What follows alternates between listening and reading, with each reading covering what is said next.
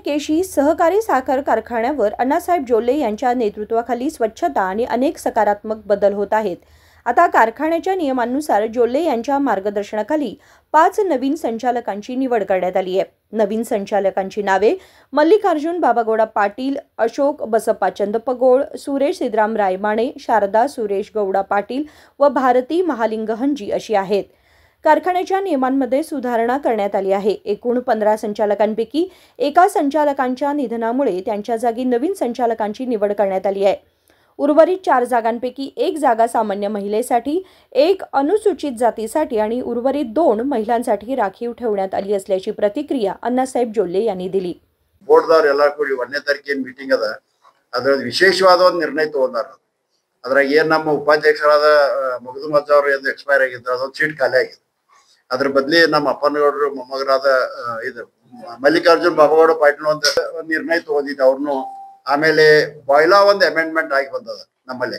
ಹೊಸದ ಅಮೆಂಡ್ಮೆಂಟ್, ಹೊಸ ಆಕ್ಟ್ ಪ್ರಕಾರ ಅಮೆಂಡ್ಮೆಂಟ್ ಆಗೋದ್ರಿಂದ ಈಗಿದ್ದದ್ದು 11 ಇದ್ದದ್ದು 15 ಆಗಿದೆ। 15 ಡೈರೆಕ್ಟರ್ಸ್ ಆಗ್ಬೇಕಂತ ಅಮೆಂಡ್ಮೆಂಟ್ ಆಗಿ ಬಂದದ। ಅದರಲ್ಲಿ 2 ಮಹಿಳಾ ಮತ್ತು 1 SC ಇರ್ಬೇಕಂತ ಆಗಿ ಬಂದದ। ಅದ್ರ ಸಲುವಾಗಿ ಅದು ಕೂಡ ಅಮೆಂಡ್ಮೆಂಟ್ ಆಗಿ ಬಂದದ 21.1 ಇದು ಆಕ್ಟ್ ಮತ್ತು ರೂಲ್ಸ್ ಪ್ರಕಾರ। ಈಗಿನ ಇಲೆಕ್ಷನ್ದಾಗಂತೂ ಆಗುತ್ತದ 15, ಅದ ಇಲೆಕ್ಷನ್ ವರೆಗೆ ನಾವು ಅವು ಕೂಡ ಕೋಆಪ್ಟ್ ಮಾಡ್ಕೋತಾ ಇದೀವಿ। ಅದನ್ನ ಯಾರ್ಯಾರು ಅನ್ನೋದನ್ನ ಹೇಳ್ತೀನಿ। ಈಗ ಜನರಲ್ ದಲ್ಲಿ ಒಂದಂದ್ರೆ ನಮ್ಮ ಅಶೋಕ್ ಬಸಪ್ಪ ಚಂದಪಗೋಳ ಪಾಟೀಲ್ ಹರ್ಗಾಪುರ್ ಅವ್ರನ್ನ ಮಾಡ್ಕೋತದ। ಆಮೇಲೆ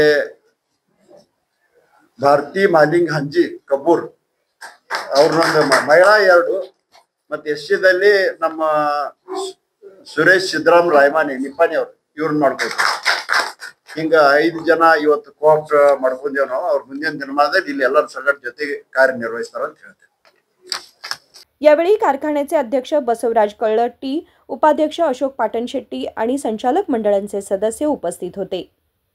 सचिन कांबळे, KMM मराठी, हुक्केरी।